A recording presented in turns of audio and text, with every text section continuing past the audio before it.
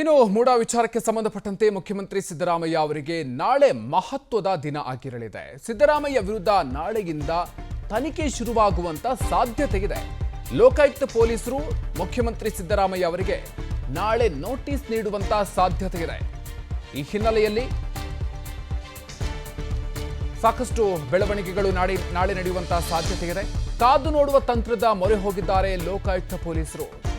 ಇವತ್ತು ರಜೆ ಇದ್ದು ನಾಳೆ ಸಿಎಂ ಸಿದ್ದರಾಮಯ್ಯ ಅವರಿಗೆ ಕಾನೂನು ನಡೆ ಬಹಿರಂಗ ಆಗುವಂತಹ ಹಿನ್ನೆಲೆಯಲ್ಲಿ ಹೀಗಾಗಿ ಎಚ್ಚರಿಕೆಯಿಂದ ಮುಂದಿನ ಹೆಜ್ಜೆ ಇಡೋದಕ್ಕೆ ಚಿಂತನೆಯನ್ನ ನಡೆಸಲಾಗ್ತಾ ಇದೆ. ಭಾನುವಾರ ರಜೆಯ ದಿನವಾಗಿರೋ ಕಾರಣ ಇವತ್ತು ಲೋಕಾಯುಕ್ತ ಕಚೇರಿಗೆ ರಜೆ ಇರುತ್ತೆ. ಹೀಗಾಗಿ ನಾಳೆ ಮಹತ್ವದ ದಿನ ಆಗಿರಲಿದೆ. ನಾಳೆ ನೋಟಿಸ್ ನೀಡುವಂತ ಸಾಧ್ಯತೆ ಇದೆ ಮುಖ್ಯಮಂತ್ರಿಗಳಿಗೆ ಲೋಕಾಯುಕ್ತರು. ಇವತ್ತು ರಜೆ ಇದೆ, ನಾಳೆ ಸಿಎಂ ಕಾನೂನು ನಡೆ ಬಹಿರಂಗ ಆಗುವಂತಹ ಸಾಧ್ಯತೆ ಕೂಡ ಇದೆ. ಎಲ್ಲ ಕಾರಣಗಳಿಂದಾಗಿ ಕಾದು ನೋಡುವ ತಂತ್ರದ ಮೊರೆ ಹೋಗಿದ್ದಾರೆ ಲೋಕಾಯುಕ್ತ ಪೊಲೀಸರು. ಈ ಹಿನ್ನೆಲೆಯಲ್ಲಿ ಎಚ್ಚರಿಕೆಯಿಂದ ಮುಂದಿನ ಹೆಜ್ಜೆಯನ್ನು ಇಡೋದಕ್ಕೆ ಚಿಂತನೆಯನ್ನು ಕೂಡ ನಡೆಸಲಾಗ್ತಾ ಇದೆ. ಸಾಕಷ್ಟು ಕುತೂಹಲವನ್ನು ಕೆರಳಿಸಿದೆ. ಇನ್ನು ಒಂದೆಡೆ ಲೋಕಾಯುಕ್ತ ತನಿಖೆಯನ್ನು ಪ್ರಶ್ನಿಸಿ ಹೈಕೋರ್ಟ್ ಮೊರೆ ಹೋಗೋದಕ್ಕೆ ನಿರ್ಧಾರವನ್ನು ಮಾಡಲಾಗಿದೆ. ಕೋರ್ಟ್ ಮೊರೆ ಹೋಗಿದ್ದಂತಹ ದೂರುದಾರ ಸ್ನೇಹಮಯಿ ಕೃಷ್ಣ ತನಿಖೆಯನ್ನು ಸಿಬಿಐಗೆ ವಹಿಸಬೇಕು ಅಂತ ದೂರುದಾರ ಸ್ನೇಹಮಯಿ ಕೃಷ್ಣ ಅವರು ಮನವಿಯನ್ನ ಮಾಡಿದ್ದಾರೆ. ಮತ್ತೊಂದೆಡೆ ವಿಶೇಷ ಕೋರ್ಟ್ನ ತೀರ್ಪನ್ನು ಪ್ರಶ್ನಿಸಿ ಮುಖ್ಯಮಂತ್ರಿಗಳು ಕೂಡ ಅಪೀಲ್ ಮಾಡೋದಕ್ಕೆ ಮುಂದಾಗಿದ್ದಾರೆ. ಸಿಎಂ ಅಪೀಲು ಸಾಧ್ಯತೆ ಹಿನ್ನೆಲೆಯಲ್ಲಿ ಲೋಕಾಯುಕ್ತ ಪೊಲೀಸರು ಕಾದು ನೋಡ್ತಾ ಇದ್ದಾರೆ. ಅವರ ಮುಂದಿನ ನಡೆ ಏನು, ಅದನ್ನು ಕಾದು ನೋಡುವ ತಂತ್ರವನ್ನು ಅನುಸರಿಸ್ತಾ ಇದೆಯಾ ಲೋಕಾಯುಕ್ತ ಪೊಲೀಸರು, ಅದು ಕೂಡ ಕುತೂಹಲವನ್ನು ಮೂಡಿಸ್ತಾ ಇದೆ. ಈ ರೀತಿಯಾಗಿ ಒಂದು ಕಡೆಯಲ್ಲಿ ಕಾನೂನು ಹೋರಾಟಕ್ಕೆ ಸಂಬಂಧಪಟ್ಟಂತೆ ಮುಖ್ಯಮಂತ್ರಿಗಳ ನಡೆ ಏನು ಅನ್ನುವಂಥದ್ದು, ಅದರ ಜೊತೆಗೆ ಲೋಕಾಯುಕ್ತ ಪೊಲೀಸರು ಕೂಡ ಮುಖ್ಯಮಂತ್ರಿಗಳ ನಡೆ ಏನು ಅನ್ನೋದನ್ನೇನಾದರೂ ಕಾದು ನೋಡ್ತಾ ಇದ್ದಾರಾ. ಸಿಎಂ ಅಪೀಲು ಸಾಧ್ಯತೆ ಹಿನ್ನೆಲೆಯಲ್ಲಿ ಲೋಕಾಯುಕ್ತ ಪೊಲೀಸರು ನೋಟಿಸನ್ನು ನೀಡದೆ ಕಾಯ್ತಾ ಇದೆ ಅನ್ನುವಂಥದ್ದು ಕೂಡ ಈ ಸಂದರ್ಭದಲ್ಲಿ ಕುತೂಹಲವನ್ನು ಮೂಡಿಸ್ತಾ ಇದೆ. ಒಂದು ಕಡೆಯಲ್ಲಿ ದೂರುದಾರ ಸ್ನೇಹಮಯಿ ಕೃಷ್ಣ ಅವರು ಕೂಡ ಕೋರ್ಟ್ ಮೊರೆ ಹೋಗಿದ್ದಾರೆ. ಯಾಕಂತಂದರೆ ಸಿಬಿಐಗೆ ವಹಿಸಬೇಕು ಅಂತ ಸ್ನೇಹಮಯಿ ಕೃಷ್ಣ ಅವರು ಮನವಿಯನ್ನು ಮಾಡ್ತಾ ಇದ್ದಾರೆ. ಮತ್ತೊಂದು ಕಡೆಯಲ್ಲಿ ಮುಖ್ಯಮಂತ್ರಿಗಳು ಕೂಡ ತಮ್ಮ ಮುಂದಿರುವಂತಹ ಆಯ್ಕೆಗಳೇನು ಅದನ್ನು ಕೂಡ ಗಮನಿಸ್ತಾ ಇದ್ದಾರೆ. ಅದಕ್ಕೆ ಸಂಬಂಧಪಟ್ಟಂತೆ ಕೂಡ ಚರ್ಚೆಯನ್ನು ನಡೆಸ್ತಾ ಇದ್ದಾರೆ. ಇದೆಲ್ಲದರ ಜೊತೆಗೆ ಇದೀಗ ಲೋಕಾಯುಕ್ತ ಪೊಲೀಸರು ಕೂಡ ನೋಟಿಸನ್ನು ಎಲ್ಲಿವರೆಗೂ ನೀಡಿಲ್ಲ. ನೋಟಿಸ್ ನೀಡುವ ವಿಚಾರಕ್ಕೆ ಸಂಬಂಧಪಟ್ಟಂತೆ ಅವರು ಯಾಕೆ ಕಾಯ್ತಾ ಇದ್ದಾರೆ, ಅವ್ರದ್ದು ಕೂಡ ಕಾದು ನೋಡುವಂತಹ ಒಂದು ತಂತ್ರವನ್ನು ಒಂದು ತಂತ್ರವನ್ನು ಮುಂದಾಗಿದ್ದಾರಾ ಅನ್ನುವಂಥದ್ದು ಕೂಡ ಕುತೂಹಲವನ್ನು ಮೂಡಿಸ್ತಾ ಇದೆ. ಇನ್ನು ನಾಳೆಯಿಂದ ಸಿಎಂ ಸಿದ್ದರಾಮಯ್ಯ ಕಾನೂನು ಹೋರಾಟ ಶುರುವಾಗುತ್ತೆ. ಸಿಎಂ ಕಾನೂನು ಹೋರಾಟದ ನಡುವೆ ಲೋಕಾಯುಕ್ತರ ಕರೆ ಸಾಧ್ಯತೆ. ತನಿಖಾಧಿಕಾರಿ ಮುಂದೆ ಹಾಜರಾಗುವಂತೆ ನೋಟಿಸ್ ಜಾರಿ ಮಾಡುವಂತಹ ಸಾಧ್ಯತೆ ಇದೆ. ಮೂಡ ಕೇಸ್ನಲ್ಲಿ ವಿಚಾರಣೆಗೆ ಹಾಜರಾಗುವಂತೆ ಲೋಕಾಯುಕ್ತರು ನೋಟಿಸ್ ನೀಡುವಂತಹ ಸಾಧ್ಯತೆ, ನಾಳೆ ನೋಟಿಸ್ ನೀಡುವಂತಹ ಸಾಧ್ಯತೆ ಹೆಚ್ಚಾಗಿದೆ. ಲೋಕಾಯುಕ್ತ ನೋಟಿಸ್ಗೂ ಮೊದಲೇ ತಡೆ ತರೋದಕ್ಕೆ ಈಗ ಮುಖ್ಯಮಂತ್ರಿಗಳು ಸರ್ಕಸ್ ಮಾಡ್ತಾ ಇದ್ದಾರೆ. ನಾಳೆ ಹೈಕೋರ್ಟ್ನಲ್ಲಿ ಅಪೀಲ್ ಸಲ್ಲಿಕೆಗೆ ಸಿಎಂ ಟೀಮ್ ಸಿದ್ಧತೆಯನ್ನ ಮಾಡಿಕೊಳ್ತಾ ಇದೆ. ಏಕಸದಸ್ಯ ಪೀಠ ಕೊಟ್ಟಂತ ಆದೇಶವನ್ನು ಪ್ರಶ್ನಿಸಿ ದ್ವಿಸದಸ್ಯ ಪೀಠಕ್ಕೆ ಅಪೀಲು ಹೋಗುವಂತಹ ಸಾಧ್ಯತೆ ಇದೆ. ಹೈಕೋರ್ಟ್ನ ಏಕಸದಸ್ಯ ಪೀಠ ಕೊಟ್ಟಿರುವಂತಹ ತೀರ್ಪಿಗೆ ತಡೆಯಾಜ್ಞೆ ಹಾಗೂ ಲೋಕಾಯುಕ್ತ ತನಿಖೆಗೆ ತಡೆಯನ್ನ ಕೋರಿ ಮುಖ್ಯಮಂತ್ರಿಗಳು ಕಾನೂನು ಹೋರಾಟವನ್ನು ಮುಂದುವರಿಸುವಂತ ಸಾಧ್ಯತೆ ಇದೆ. ಸೊ ಮುಖ್ಯಮಂತ್ರಿಗಳ ಮುಂದೆ ಈಗ ಎರಡು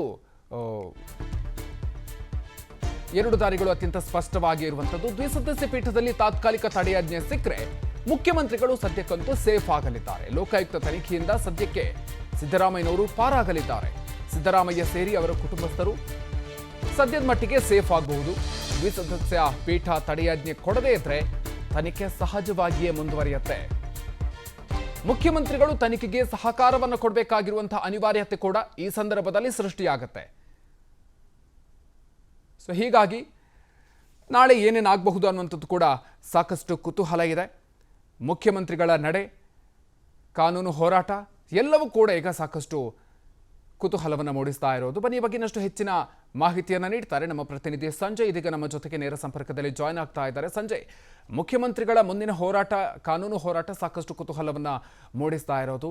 ಈ ಹಿನ್ನೆಲೆಯಲ್ಲಿ ಏನೆಲ್ಲ ಬೆಳವಣಿಗೆಗಳು ಆಗ್ತಾ ಇದೆ ಸಂಜಯ್? ಮಧು ಏನಂತ ಅಂದರೆ ಸಿಎಂ ಮೇಲೆ ಬಂದಿರತಕ್ಕಂಥ ಮೂಢ ಆರೋಪದ ಅಧಿಕೃತವಾಗಿ ಆ ಚೆಂಡು ಈಗ ಲೋಕಾಯುಕ್ತ ಒಂದು ಇದರಲ್ಲಿ ಇರ್ತಕ್ಕಂಥದ್ದು. ಏನು ಲೋಕಾಯುಕ್ತ ಪೊಲೀಸರು ಯಾವ ಕ್ಷಣದಲ್ಲಾದರೂ ಸಿಎಂ ಅವರಿಗೆ ನೋಟಿಸನ್ನು ಕೊಟ್ಟು ತನಿಖೆಗೆ ಕರಿಬೋದು, ಅಥವಾ ಸಿಎಂ ಕುಟುಂಬ ಸದಸ್ಯರಿಗೆ ಅಥವಾ ಮೂಢ ಪ್ರಕರಣದಲ್ಲಿ ಆರೋಪಿಗಳಾಗಿರ್ತಕ್ಕಂಥ ದೇವರಾಜ್ ಏನಿದ್ರೆ ಅವ್ರು ಯಾರಿಗಾದರೂ ಸಹ ಯಾವ ಕ್ಷಣದಲ್ಲಿ ಬೇಕಾದರೂ ನೋಟಿಸನ್ನು ಕೊಟ್ಟು ತನಿಖೆ ಕರಿಬೋದು ನಾಳೆಯಿಂದ.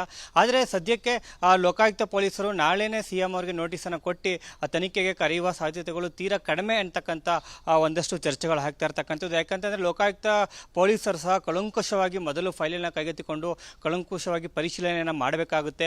ಇಡೀ ಪ್ರಕರಣವನ್ನು ಸಂಪೂರ್ಣವಾಗಿ ಏನು ಯಾರೀಗ ಐಒ ಇರ್ತಾರೋ ಅವರೆಲ್ಲವನ್ನು ಅಧ್ಯಯನ ಮಾಡಬೇಕಾಗುತ್ತೆ. ಯಾಕಂತಂದರೆ ಲೋಕಾಯುಕ್ತ ಪೊಲೀಸರು ಐಒ ಯಾರೇ ಆಗಿದ್ರು ಸಹ ಅವರು ಪ್ರಶ್ನೆ ಮಾಡಲಿಕ್ಕೆ ಹೋಗ್ತಾ ಇರ್ತಕ್ಕಂಥದ್ದು ರಾಜ್ಯದ ಮುಖ್ಯಮಂತ್ರಿ ಸಿಎಂ ಸಿದ್ದರಾಮಯ್ಯನವರು. ಸಿಎಂ ಸಿದ್ದರಾಮಯ್ಯನವರ ಒಂದು ರಾಜಕೀಯ ಅನುಭವ ಇರ್ಬೋದು, ಜೊತೆಗೆ ಅವರು ಮೂಲತಃ ವೃತ್ತಿಯಲ್ಲಿ ವಕೀಲರು ಆಗಿರ್ತಕ್ಕಂಥದ್ದು. ಇಂಥ ಒಂದು ಸಂದರ್ಭದಲ್ಲಿ ಸಿಎಂ ಅವ್ರನ್ನ ಪ್ರಶ್ನೆ ಮಾಡ್ತಕ್ಕಂಥ ಒಂದು ಸಂದರ್ಭದಲ್ಲಿ ಸಂಪೂರ್ಣ ಒಂದು ಇದರೊಂದಿಗೆ ಸಿದ್ಧತೆಯೊಂದಿಗೆ ಅಧಿಕಾರಿಗಳು ಸಹ ತೆರಳಬೇಕಾಗುತ್ತೆ. ಜೊತೆಗೆ ಸಿಎಂ ಸಿದ್ದರಾಮಯ್ಯನವರ ಒಂದು ಮುಂದಿನ ನಡೆ ಯಾವ ರೀತಿ ಇರುತ್ತೆ ಅಂತಕ್ಕಂಥದ್ದನ್ನು ಸಹ ಲೋಕಾಯುಕ್ತ ಪೊಲೀಸರು ಕಾದು ನೋಡುವ ಒಂದು ತಂತ್ರಕ್ಕೆ ಮೊರೆ ಹೋಗ್ಬೋದು. ಯಾಕಂತಂದರೆ ಇಡೀ ಮೂಢ ಪ್ರಕರಣವೊಂದು ಇದು ಸುಮಾರು 1998-99ರಿಂದ ಇರತಕ್ಕಂಥ ಪ್ರಕರಣ.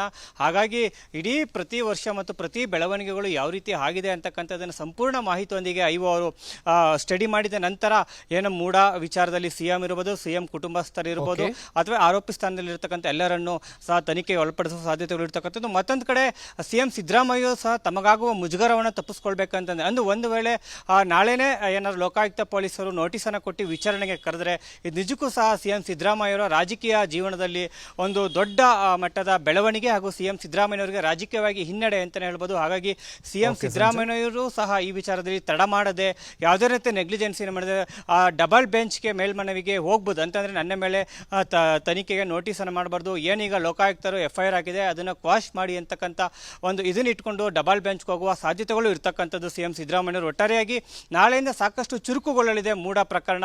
ಲೋಕಾಯುಕ್ತ ಪೊಲೀಸರು ತನಿಖೆಗೆ ಬೇಕಾದ್ರೂ ಕರಿಬೋದು, ಸಿಎಂ ಸಿದ್ದರಾಮಯ್ಯವರು ಡಬಲ್ ಬೆಂಚ್ಗೆ ಹೋಗಿ ನನ್ನ ಮೇಲೆ ಇರ್ತಕ್ಕಂಥ FIR ಅನ್ನು ರದ್ದುಗೊಳಿಸಿ ಅಂತಲೂ ಹೋಗ್ಬೋದು. ಒಟ್ಟಾರೆಯಾಗಿ ನಾಳೆಯಿಂದ ರಾಜ್ಯ ರಾಜಕಾರಣದಲ್ಲಿ ಸಾಕಷ್ಟು ಒಂದಷ್ಟು ಈ ಮೂಢ ಪ್ರಕರಣದ ಬೆಳವಣಿಗೆಗಳನ್ನು ಗಮನಿಸ್ತಾ ಹೋಗ್ಬೋದು. ಈಗಾಗಲೇ ವಿಪಕ್ಷಗಳು ಸಹ ಇದನ್ನ